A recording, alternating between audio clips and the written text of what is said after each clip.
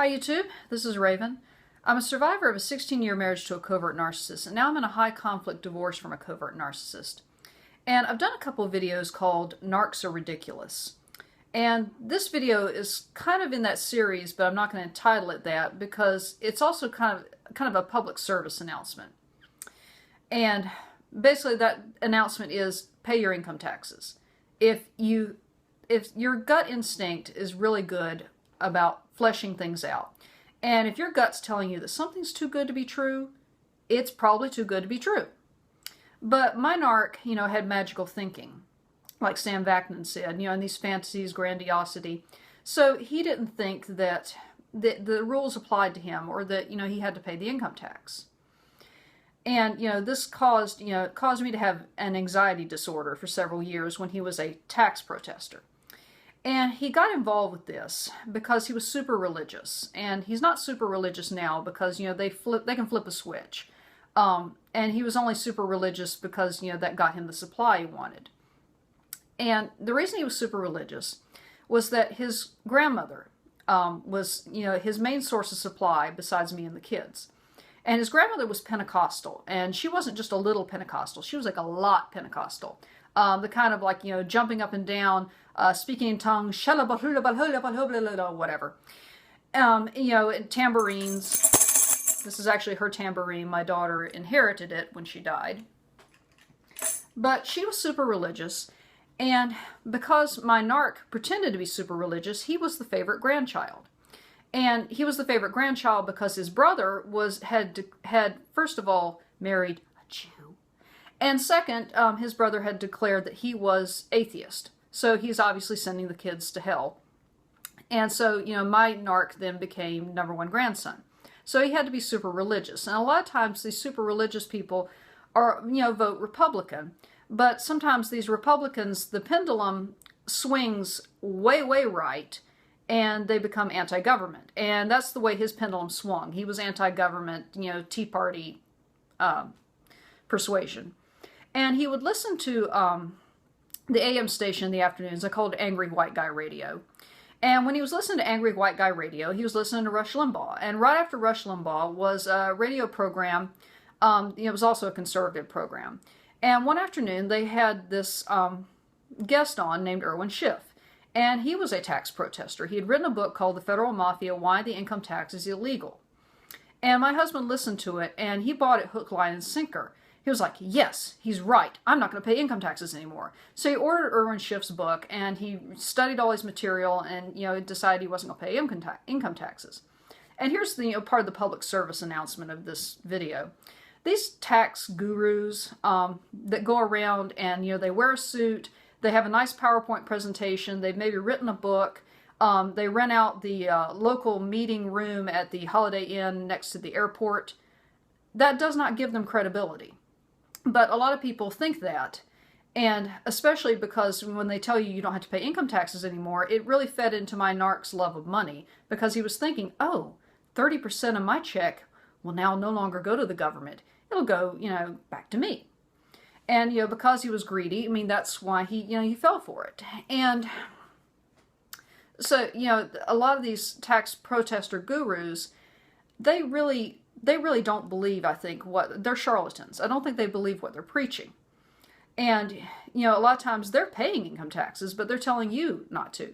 Now, Irwin Schiff, I'm going to, sidebar here, Irwin Schiff, I think, actually did believe what he preached because he died in prison from not paying income taxes. And I actually met Irwin Schiff early on in the tax protesting days. My husband and I flew out to Las Vegas so that my husband could go to one of Irwin Schiff's seminars.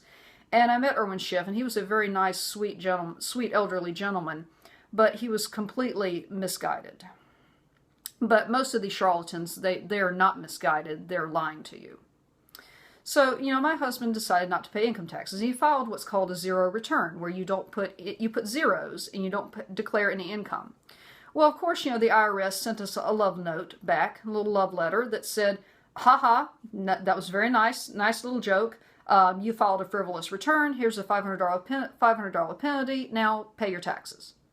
Well, this didn't sway my narcissist at all. He's like, oh, so he bought more of Irwin Schiff's books and more of Irwin Schiff's materials because, these gurus, what they'll do is they, when you follow their advice in their book, and then of course you get slapped with a penalty or the government comes after your stuff, then, they have the answer. They've written another book you can buy, or they have the Total Freedom Package, that includes all these tapes and seminars, for just $1,200, and you can learn how to win in tax court, how to hide your assets from the government, get our Live Free or Die package.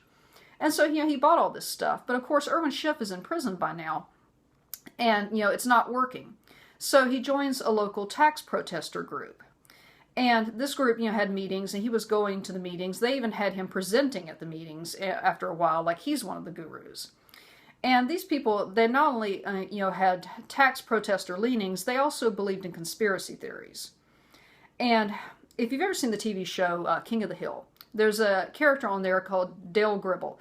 And Dale Gribble is a conspiracy nut job. I mean, he believes every conspiracy, and that the government's out to get you. Dale Gribble had nothing on these people. These people had beliefs like the gold fringe on the American flag. If you ever see that, it means you're not in an actual court of law. You're now in an admiralty court, and maritime law is in effect.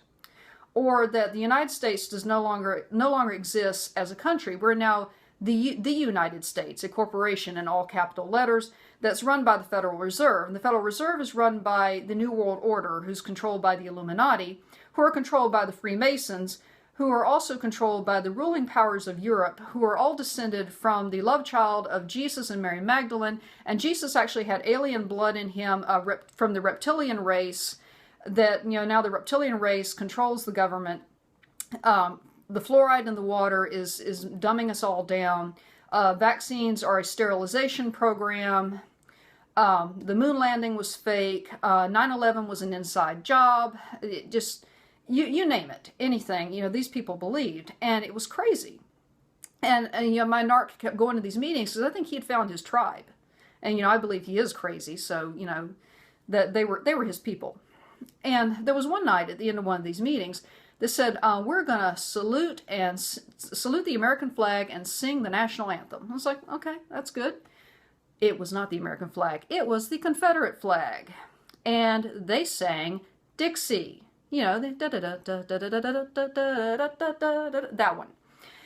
And I left the meeting very concerned. I'm thinking that these people are crazy.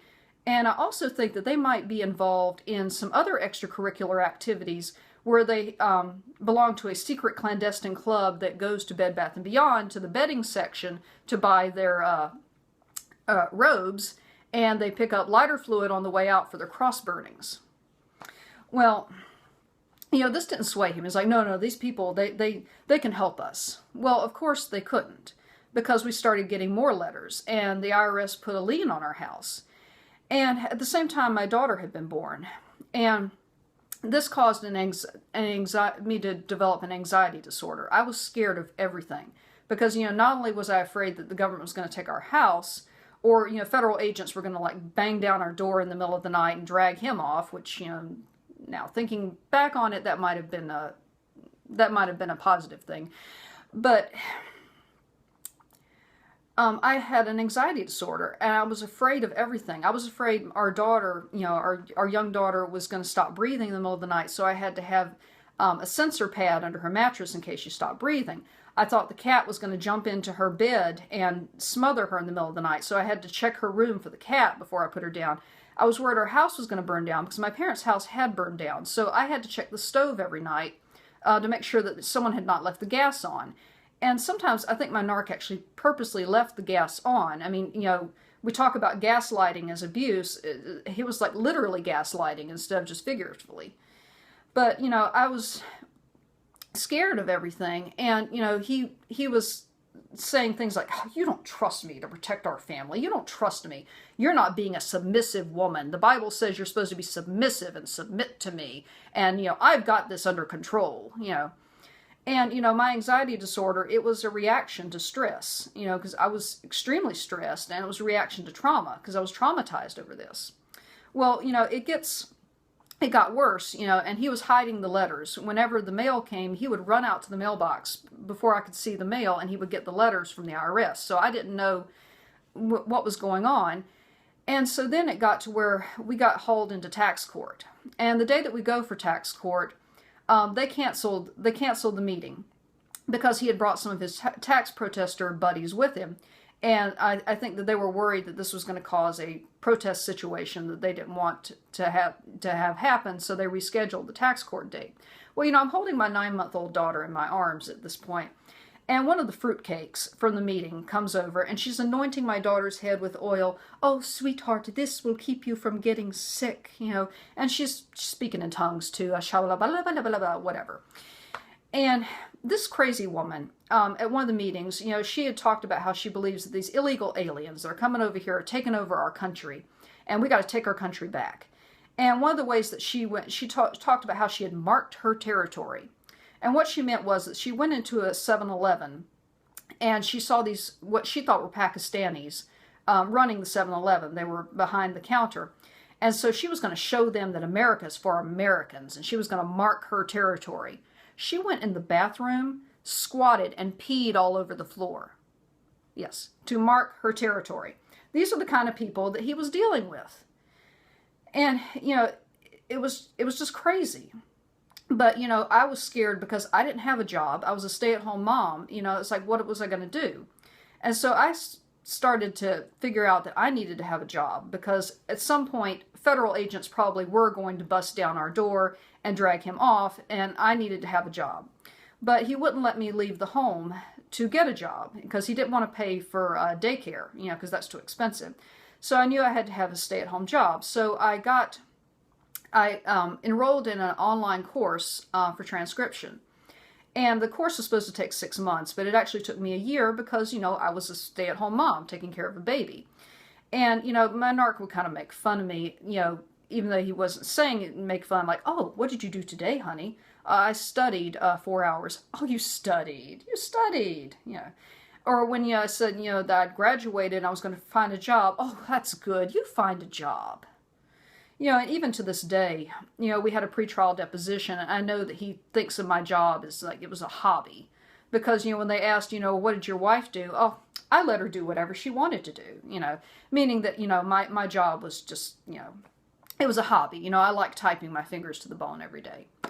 But eventually what happened, it caught up to him that the government started garnishing his wages. So I think at this point he figured out that he was not going to win. And, you know, by this point, I had a job, and I secretly went to an accountant, and I asked him, you know, what can we do to get out of this? It's like we owe thousands and thousands of dollars to the IRS. And the accountant actually leaned forward and said, "You can take the innocent spouse clause. I can get you out of this, and, you know, he can take the rap." And I said no, you know, because I wanted to keep our family together, you know, mistakenly. You know, I should have gotten out then, but I didn't, you know. And I ended up, you know, paying back the IRS. We owed over $20,000, and for 2 years, you know, I typed my fingers to the bone working to pay back the IRS. And he didn't lift a finger. The whole time, he was taking the extra money that he had and buying gold and silver coins and storing it in a safe, you know, to hide money from the government. But what I can say is that, you know, you need to trust your instinct. And if something seems too good to be true, it's probably too good to be true. And that's especially if you're married to someone with a personality disorder. If they seem too good to be true, they probably are too good to be true. And at some point, they're going to show their true colors. Just like, you know, at some point, if you don't pay your taxes, the government's going to take your stuff. So that's all for now. Be vigilant. Be safe. Take care.